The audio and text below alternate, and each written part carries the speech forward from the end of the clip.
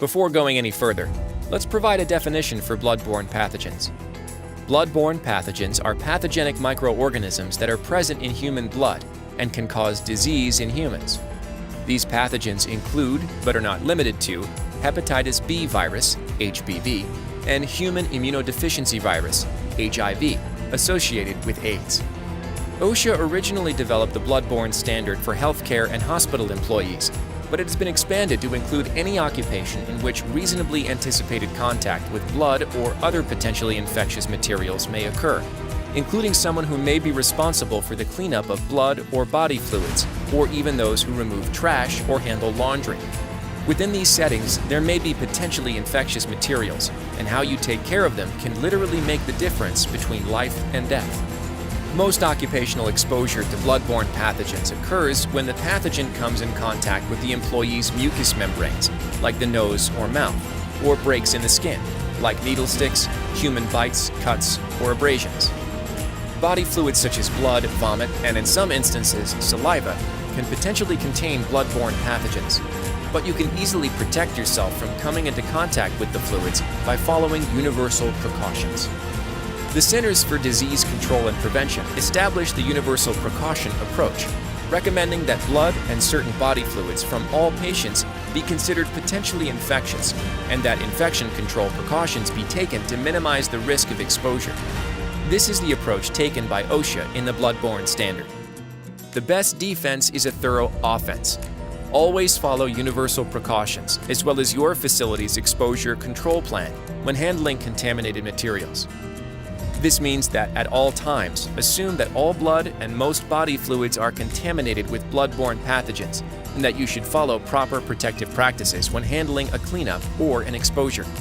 Alternative color coding or labeling of laundry is acceptable if all of the soiled laundry is handled using universal precautions, and the labeling or color coding is sufficient to let all employees know that compliance with universal precautions is required. If laundry is shipped to a location that does not use universal precautions, the bags or containers must be properly labeled and color-coded red or orange.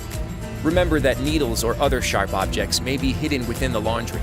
Wear personal protective gear if you are responsible for handling contaminated laundry.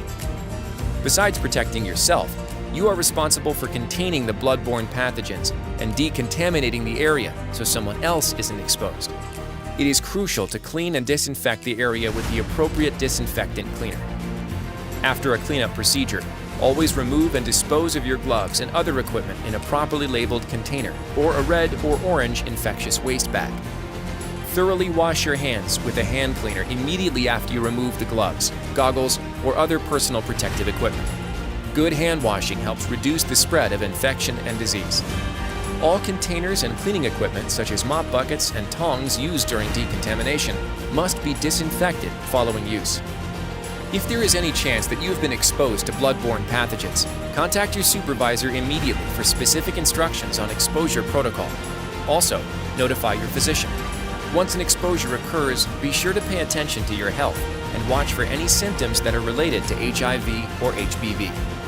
Hepatitis B, or HBV, is a type of liver disease that inflames the liver and leads to liver damage and sometimes even liver cancer.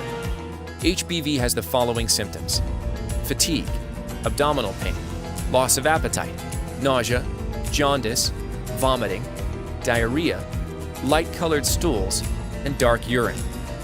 HBV symptoms may not appear for some time after initial exposure. Notify your healthcare provider immediately if you think you may be at risk for HBV. Hepatitis B vaccinations must be made available at no cost to all employees who have occupational exposure. Vaccinations must be provided after initial bloodborne pathogen training and within 10 working days of any assignment, which could result in occupational exposure. If someone should contract HIV, they may develop AIDS, or acquired immune deficiency syndrome. Symptoms of HIV infection could include constant fatigue, sore throat, persistent fever, persistent rash of unknown origin, night sweats, persistent swollen glands, mild to severe flu-like symptoms. Just like HBV, HIV symptoms may not appear for many years after the exposure. If you think you may be at risk for HIV, contact your healthcare provider immediately. OSHA requires that each job site in which there is a reasonable likelihood of bloodborne pathogen exposure have a written exposure control plan, and it must be kept updated.